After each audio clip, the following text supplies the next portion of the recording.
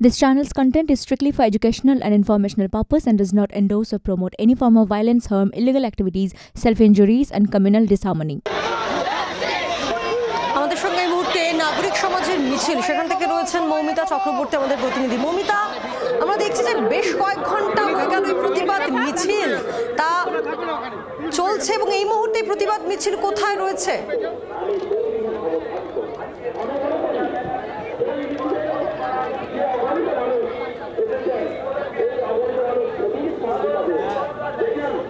প্রতিবাদ মিছিল শেষ হয়ে গিয়েছে এবং এই মুহূর্তে সভা শুরু হয়ে গিয়েছে রানী রাসমণি রোডে জমায়েত।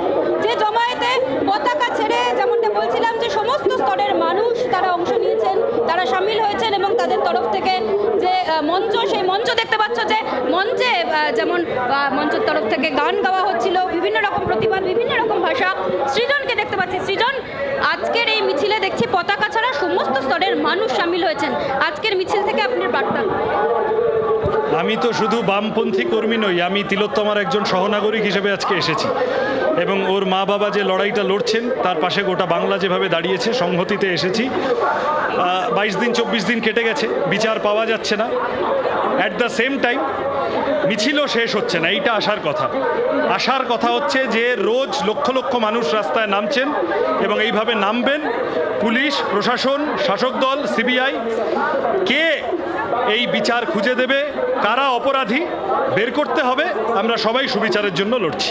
আপনি বললেন তিলোত্তমার একটা সহনাগরিক, কিন্তু যেহেতু আপনার একটা রাজনৈতিক পরিচয়ও রয়েছে, কুণাল ঘোষ তিনি একটি মন্তব্য করেছেন যে এই সুযোগে নাগরিক মিছিল তিনি সমর্থন করেন, তো সিপিআইএম বা বিজেপিকে কোনো রকম রাজনৈতিক যেন ডিভিডেন্ড না দেয়, সেটার উত্তর কি?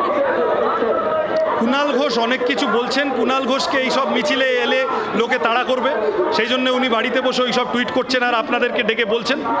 কুণাল ঘোষ সুবিচারের দাবিতে মিছিলে এলে লোকে তাড়া করবে, কারণ গেদে, গাইঘাটা, কামদুনি, পার্ক স্ট্রিট, হাঁসখালি ইত্যাদি আমরা দেখেছি পশ্চিমবঙ্গে। আজকে আমরা সবাই এসেছি আরজি করের এই ঘটনার সুবিচার চাইতে। সমস্ত মানুষ বিভিন্ন মতের এক জায়গায় এসেছেন। কুণাল ঘোষের কথার জবাব দেওয়ার খুব প্রয়োজন নেই, একান্ত প্রয়োজন হলে অন্য জায়গায় দেব। আমি আরও একবার জানতে চাইব,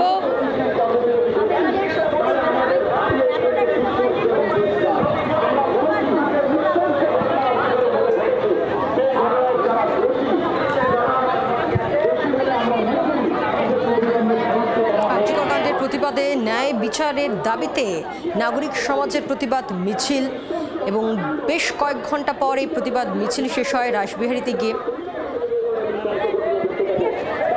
এই মিছিল ইতিমধ্যেই শেষ হয়ে গিয়েছে। এখন সভা এবং এখানে দেখা যাচ্ছে যে একেবারে চেনা অচেনা মুখের ভিড়। বারবার করে যে আওয়াজ উঠছে যে 9 আগস্টের পর অনেকগুলো দিন কেটে গিয়েছে, এরই মধ্যে পুলিশের হাত থেকে সিবিআই তদন্ত নিয়েছে, এখনো অবধি একজনকেই গ্রেফতার করা হয়েছে। সিবিআই নিজেদের হাতে তদন্তভার নেওয়ার পর 2 সপ্তাহ কেটে গিয়েছে। তদন্তের অগ্রগতি কি জানতে চাইছেন সাধারণ মানুষ। বিচার চাই এবং এর শেষ দেখে ছাড়বো, এই স্লোগান উঠছে আজকে নাগরিক সমাজের এই মিছিল থেকে।